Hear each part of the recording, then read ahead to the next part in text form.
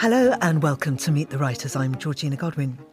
My guest today is a British writer and journalist. Growing up in Worthing, he attended Christ Hospital School and later studied theology at St John's College, Oxford, where he graduated with the top first in his year. He began writing professionally at just 17 and went on to become editor of Travellers Times, a magazine and online platform created by and for gypsies and travellers. His journalism has appeared in The Guardian, The Independent, GQ, the BBC and many more. He's worked with the Romany Theatre Company for over a decade and has made several short films. His debut book, The Stopping Places, came out in 2018 and tells of a year spent living on the road, reconnecting with Romany heritage and history. The book won or was shortlisted for many awards. His latest work, The Drowned Places, is an exploration of the sunken worlds that lie beneath our water, from myth to ruin, memory to grief.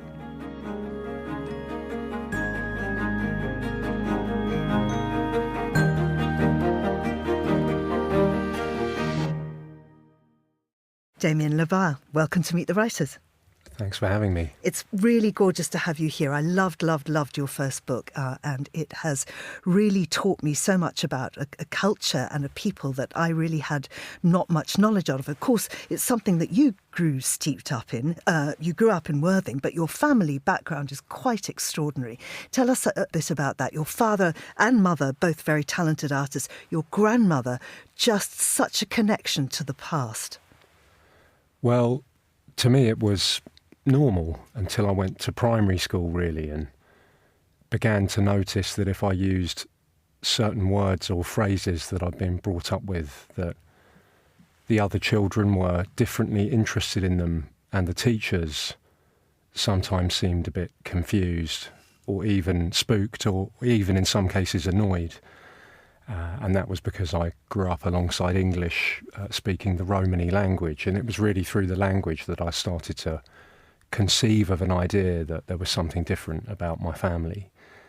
My great-grandmother, as you mentioned, was a sort of source of that language for me, but also a source of connection to a world that I didn't actually grow up in, which was the pre-combustion engine Romany nomadic world. So that existed in my mind and heart, if you like, as a kind of ghost world, a sort of backdrop full of people that I felt I knew intimately but had never met in person because most of them were dead or lived on the road elsewhere. So for me, this strange and in some ways broken world of a post-nomadic culture was mine, and it seemed physically broken up in some ways as well. My family had various businesses, physical businesses, but one of them was the roofing business, and we had this yard called a tile yard, which was full of scraps of tiles, potsherds if you like, but not in the precious sense that archaeologists would use the word. It was sort of the detritus of keeping a roof over modern Britain's head. So the language I grew up in, the sort of fragmented physical environment, gave me a sense for the mixed and the sort of unclear and maybe the slightly more weirdly nuanced in life, I think. Our language, we call it Romany, but academics call it Anglo-Romany or in the Romany language. I mean, it's weird that there's a word for it in the Romany language, which probably doesn't come from gypsies ourselves, but it's poggedy jib, or the broken tongue, because it's such a mixture of Romany and English. Mm-hmm. And there's so many different regional variations. Oh, it varies between families who live a few miles apart from each other, and they call them idiolects or family lects or whatever, but we didn't know those terms when I was a child. We'd have just taken the mickey out of someone who said a word slightly differently, or in some cases used the same word to mean something else. Yeah. So if you imagine that within just a few English counties, that level of variation, then you can guess how much variation there is between the Romany community globally, and it's a tremendous amount. And really, many of our dialects are as mutually incomprehensible as different Germanic languages or Romance languages are from each other. You know. I sort of had to learn an international version of Romany with a conservative Indian grammar in order to communicate with Romany people from other countries. And it's been rewarding doing that, but very difficult, because not only is Romany a a complicated, an Indian language with more case endings than Latin, and it's tricky to learn as a sort of, almost as a foreign language, which it was to me, the vocabulary aside. But also I felt like, in a sense, I was trying to replace a version of it that already existed within myself, and that adds another layer of difficulty to trying to acquire a language, I think. So I'm not very good, but I've tried. And of course, that all of that Romany culture and that history, as you say, came through your great-grandmother. Your parents, though, both acclaimed artists, are not really living a sort of so-called traditional Romany life in any way. What I was living with my parents when I was small was what has now become a traditional Romany or ethnic traveller life, which is to say we lived in mobile homes when I was very small, but they weren't going anywhere. So we lived in a structure which we called the chalet in the field, but which was a sort of tin-sided, continentally manufactured mobile home, which wasn't mobile for our purposes. But we were surrounded with the trappings of mobility, which gives you a certain feeling of the potential of the open world and of the road and ideas like that in kind of visual and emotional terms as a child, at least, before you come to the language of this sort of thing. But mixed in with a kind of frustration that you don't seem to exercise the physical versions of those symbols very much. So there were horses everywhere, and there were wheels everywhere, wheels of 19th century flat carts and things like that, but also the wheels of modern commercial vehicles. And we did get out and about, but within a sort of small geographical area, which interestingly mapped on to the older Romany life, the sort of romanticised and what I think most people would conceive of, to the extent that they think about it much or at all, as the sort of the real or authentic Romany life of people when they lived in wagons, and in parallel to that and previously in tents, was nomadic, but within often a very limited area, and which followed very predictable routes, really travelling from farm to farm a lot of the time if you were an agricultural labouring family like mine were. These lineages of Romany people had grown through the years, through the centuries in some cases, in tandem with dynasties of farmers, if you like, and they knew who each other's people were going back several generations. And it was the word symbiotic sounds a bit cold, but it was a mutually interdependent relationship. And those places, the stopping places, which was the title of your first book.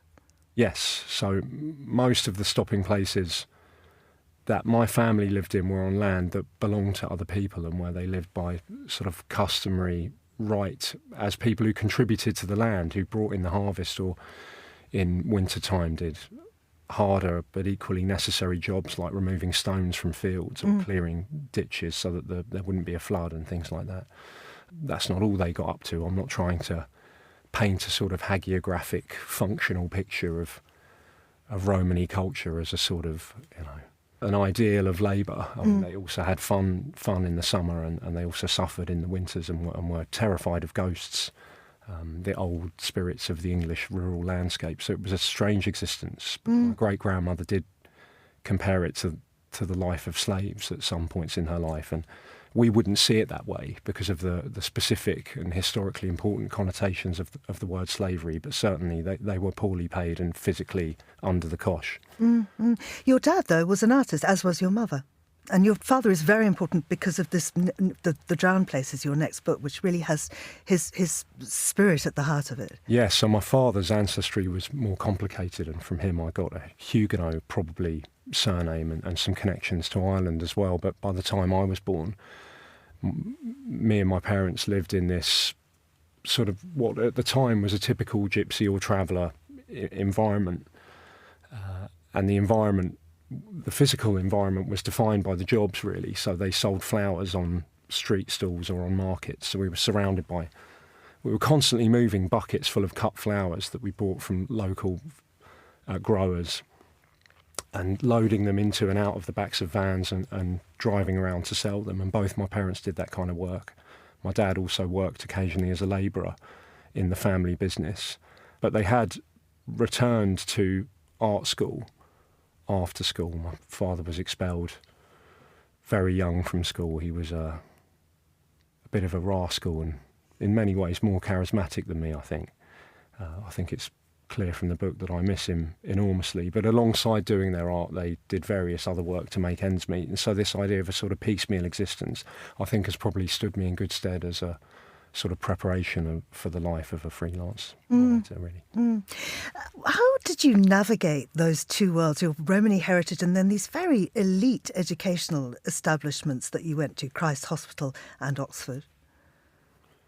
Christ Hospital, when I went there, I'd say was not so much an academically elite institution, but it was certainly special in that it had stuck to a centuries-old mission to give children from the less likely backgrounds from which someone emerges to receive that kind of education.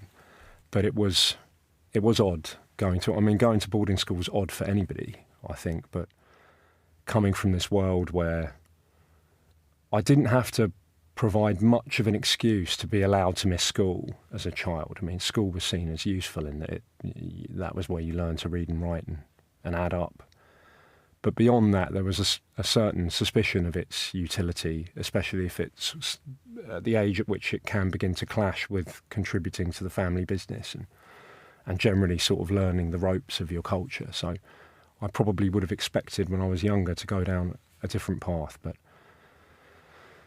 my mum, I think, was a huge part of helping me to see my potential differently, I think. And my great-grandmother, who you mentioned, had taught herself to read and write in later life. And there was a belief, I don't want to oversimplify the divide, but mostly amongst the women of my family, that this was a precious opportunity if I was bright enough to get a full bursary or a scholarship to a school like this, that I should probably have a go and then I could give up or tap out if I'd had enough. But even at the age of 10, I suspected that I'd have access to books and opportunities and sort of certain teachers at a place like that I might not have somewhere else. So there was a desire in me to do something different. I mean, of course, I had no idea what being at boarding school actually entails, but we rarely do when we set out on these things.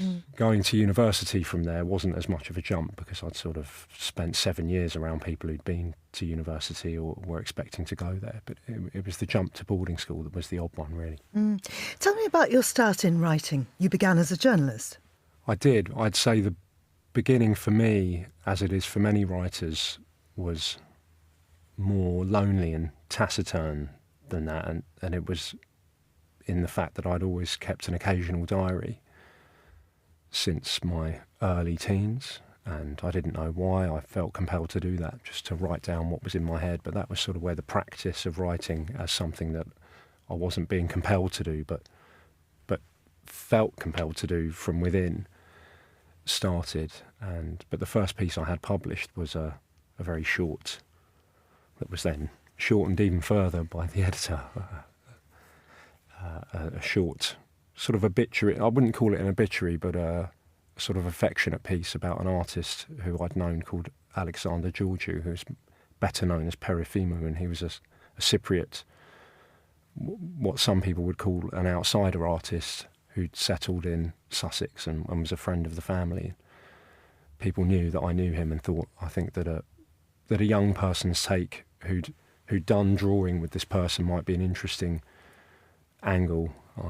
I'm not sure whether it was, but I'd certainly had a wonderful time practicing drawing with someone who had a very particular way of going about it, which was Alex, as I called him, would begin with a sort of sinuous line that having no idea where it might end up.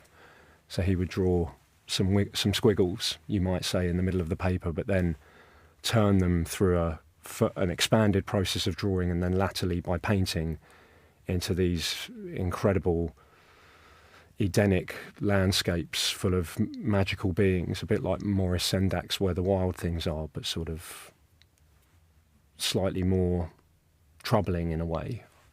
I feel like that somehow had something to do with his his slightly fragmented life, having come from Cyprus and ended up in England. But anyway, that was the first thing that I ever had professionally published. And then editing The Traveller's Times. Tell us a little bit more about that. Well, I'd never intended to get so professionally involved with the matter of my roots, really. But I'd been working in a pub in Kentish Town in North London and doing some private tutoring when I saw this job come up, actually initially as what was called the education editor for a magazine called Traveller's Times. And not only did I not know that there was a magazine specifically for, and at least in part by, Romani Gypsy and other ethnic travelling people, I sort of couldn't believe that it existed. And I was intrigued by this and thought, well, I'll give it a shot, because even though I wasn't really doing journalism at that time, I thought, well, I can write a bit. I've been to university and I hadn't tremendously enjoyed being a barman. I mean, the odd daytime conversation with punters aside, it could get a bit hairy in Kentish Town on a Friday or Saturday night. So it felt like a change, and I'm glad I took that turn, but had no idea that it might lead to writing a book about these kind of issues, even though the inspiration for the book really wasn't Gypsies and Travellers at all. It was one of John Steinbeck's slightly less celebrated books, Travels with Charlie in Search of America, which he wrote towards the end of his life, and was an account of a journey in a custom-made sort of camper pickup that he had built for himself around the border of the continental United States, and which is a book that sort of won my heart as a teenager, really. And what I loved about it, I'm not sure I'd have been able to articulate this at the time, but he'd somehow, through a series of what appeared to be completely happenstance encounters, pieced together what felt like quite a complete emotional picture of the United States at that time. And I just felt there was something magical in that, and it gave me this, I suppose, latent desire to make something one day in my life, whether it was a vehicle or a painting or a book, but something of the road and a kind of hymn to the road. When I started writing The Stopping Places, lots of incredible books that I love dearly had come out recently about walking, and sort of walking was it. I mean, saying walking was in sounds ridiculous, because most of us do it all the time, but consciously walking and appreciating walking and its power to heal us and to give us a deeper understanding of our environment was in vogue, with good reason, I think, in British literature at the time. But my family had sort of had enough of walking by the time I was born, and revelled in their vehicles and in the freedom that gave them to visit not only the country and their places of work, but the stopping places of their ancestors, the places where their people had lived, the graveyards they were buried in. So by the time 2015, 16 came round, and I had a driving licence, which I acquired later than a self-respecting Romani person should. I'd been busy getting other certificates, really. I was ready to try and write a book of the road, which is what I think it really is. And it was fantastically well received. You got many prizes, great reviews. What did the Romani community and your family think about it? I've generally had lovely feedback from Romani people and other ethnic travellers. You keep hearing me say that because I think it's important for us to remind ourselves, both inside and outside these communities, that it's not a monoculture. You know, there are lots of different ethnic traveller heritages in the British Isles, and some of them go back since long before there was a Romani presence here. The Celtic travellers in particular, who speak languages which share heritage with the other Brythonic and Goidelic, Celtic languages of Britain, but are also very much their own thing, and they've sort of melded in places with Romani culture over the centuries. But I've generally had lovely feedback. I think people could see what I was trying to do, which was write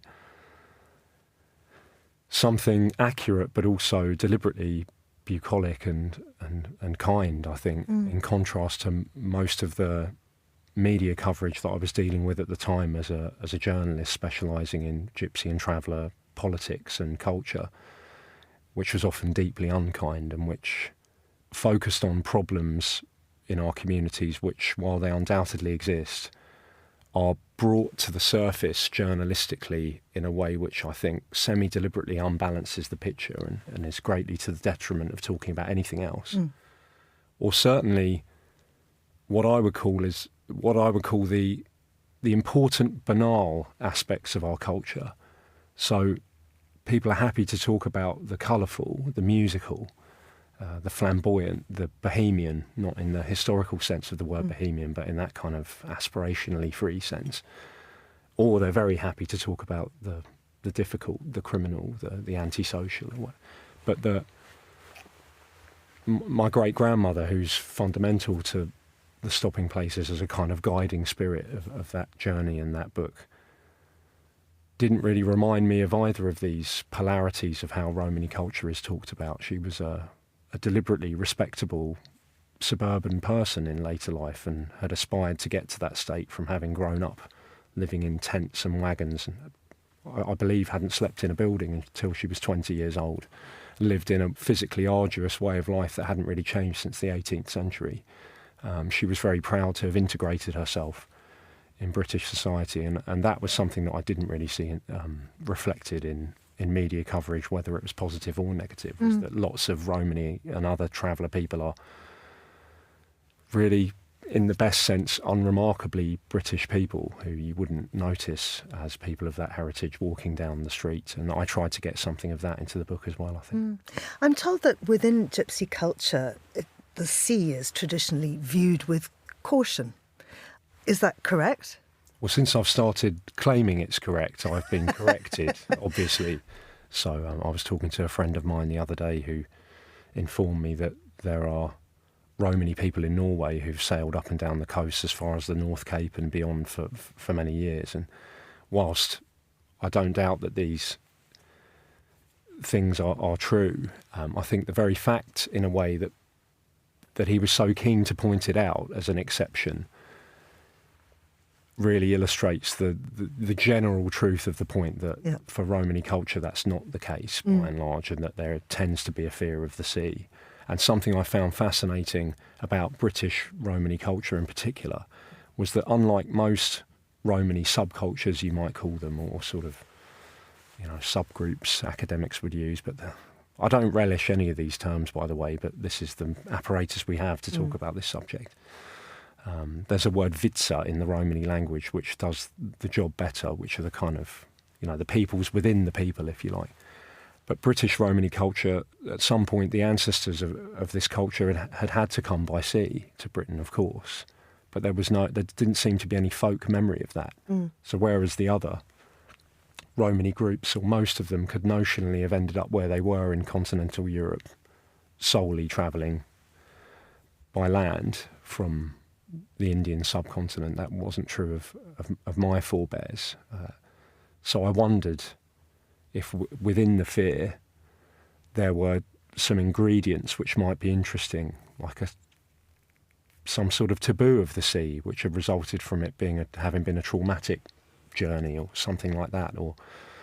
And this is something that I've spoken to a few people about and found interesting, that perhaps even the old Hindu taboo of crossing the sea and being separated from the spiritual link to the Ganges might somehow still be latent in this problem with the sea, this something that went beyond a practical fear, which was a kind of supernatural alertness of the danger of the sea. There are these mythical monsters in the sea called the Hooglis in Hindu culture, and I didn't grow up with that word, but it sort of represented, I think, how my family felt about it. And yet you've chosen to immerse yourself, both literally and figuratively, in the water within this next book, The Drowned Places, which is subtitled Diving in Search of Atlantis. And the book starts telling us about this fantastic sort of myth of Atlantis, which had a real grip on your imagination from early on. Yes, I can't remember a time when I didn't see that word or the attendant imagery, and there's a fantastic amount of it, and it's very varied. And I talk about this in the book, but I can't remember a time when I wasn't entranced by this word. And looking back, I think it was something to do with its mixture of the very specific and the very vague. So at one level, Atlantis is used as a kind of byword for anything romantic related to the sea, or in some cases ancient Greece in general. But there also did seem to be something specific in it. And I do my best to sort of boil that down to, it was something connected to the submerged magnificence of something broken and very old. And I was captivated by that from childhood, and I've never stopped being captivated by it. And in fact, my thoughts about it have got more and more sort of grandiose over the years, and where in the past I wouldn't have made a claim as ridiculous to some people as what I'm about to say. To me it's not, but I think Atlantis is the most interesting place name in the world, because I can't think of another one which is so tethered to the unreal and the real at the same time. And you could say that's true of other legendary or sort of mythical or invented place names. I know some people feel that the word Shangri-La has the same sort of pull for them, or Sophie Roberts, as Bruce Chatwin before her would say that Timbuktu, which is obviously a real place, but also in another important sense is a representative of the sort of alluringly unreal. Or Babylon. In a fantastic example.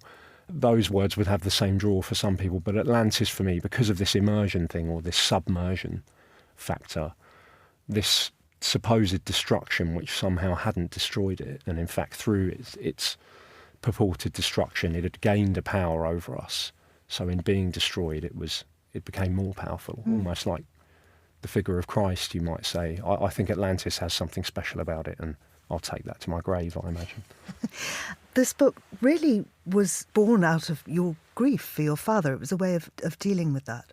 Yes, and I think it was born out of grief in a few different ways, and some of them were more practical, I guess, and some were more strange to me, but ended up playing an equally important role. And by practical, I mean this thing which I don't address directly in the book, but I think is there obliquely all the way through, and something that interests me enormously is the strange power that is passed to us by the death of someone close to us.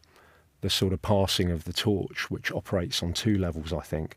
One is that, as in my father's case, a parent in particular, but it could be another relative, may be quite against us doing certain things. So my father was quite risk averse. He'd had a very risky youth, and he didn't want me to put myself in physical harm's way. So in that sense, I was a bit liberated by his death. And I think that we're wary of talking about this sort of thing, and it's almost a cultural taboo, which we don't really see because it's an active taboo.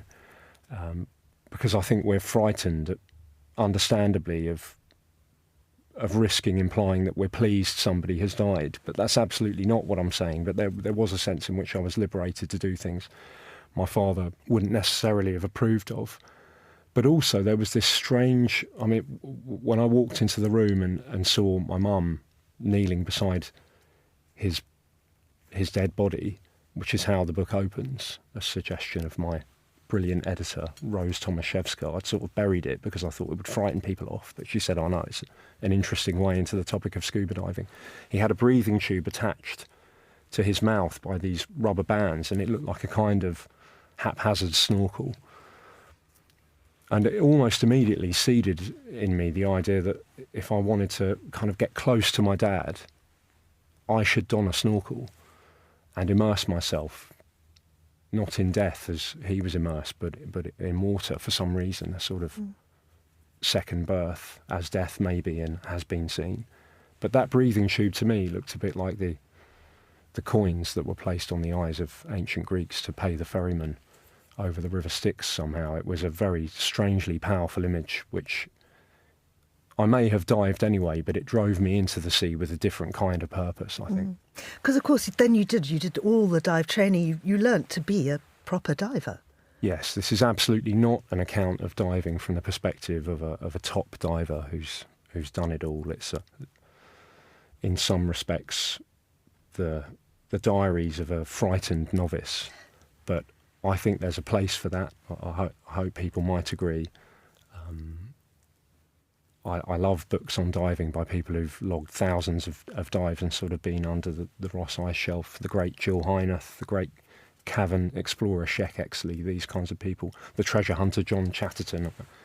I adore these books, but for me, diving was so frightening, so alien to anything my family had done. Actually, my ex-wife's family had been very into diving, and that's in the book as well. That sort of entranced me, this difference between these two families and how they'd gone about their relationship with the sea.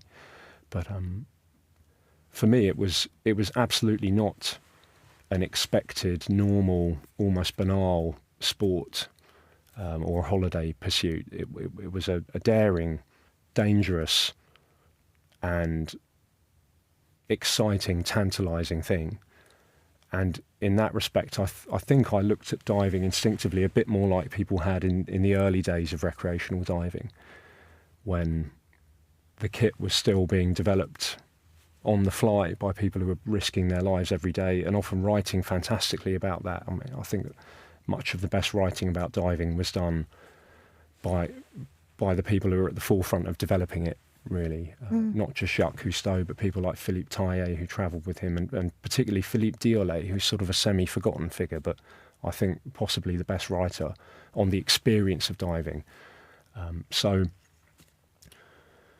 it was a magical and terrifying prospect for me, and something that I do kind of vaguely hope for is that if anyone reads this and hasn't dived, that they might feel compelled to give it a go, because there's nothing like it. It's not, I mean, we could call it a book about diving, but it's really about mystery, it's about nature, it's about reconnection, isn't it? I think so. And on one level, that's predictable. I think it's very difficult to spend time in the sea, which is, although it decreasingly so, still so much more biodiverse and sort of thrumming with wildlife than the land, which humans have affected so enormously that we can't really conceive of what it was like, certainly in a continent like Europe, in the deeper past when it was just full of megafauna.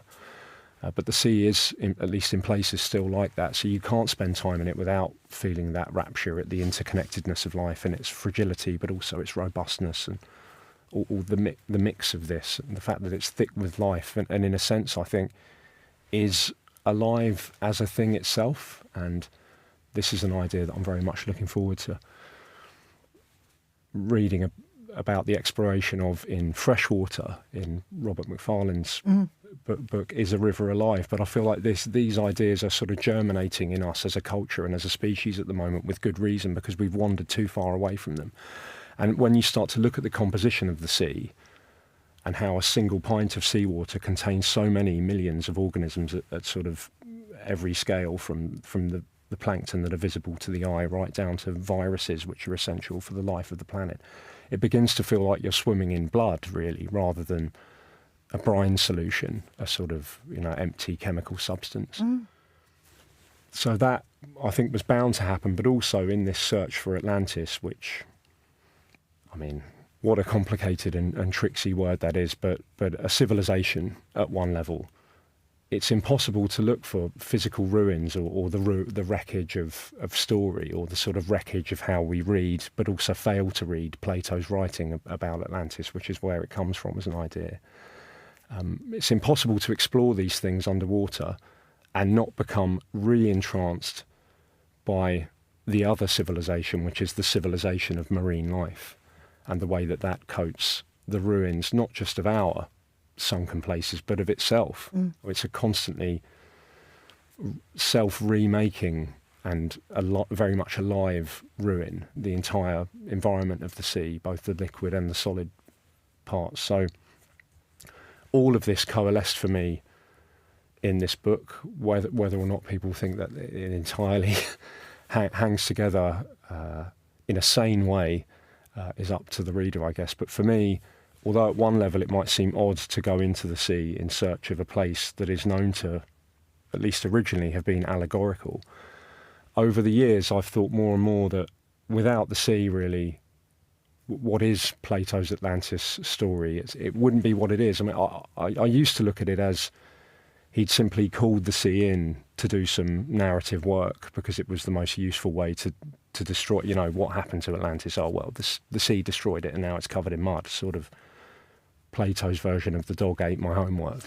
But over time, I mean, he refers to it as a phoinikikon tea, a little Phoenician thing, and the Phoenicians were the sort of the great symbolic empire, historical and symbolic empire of the sea, I think.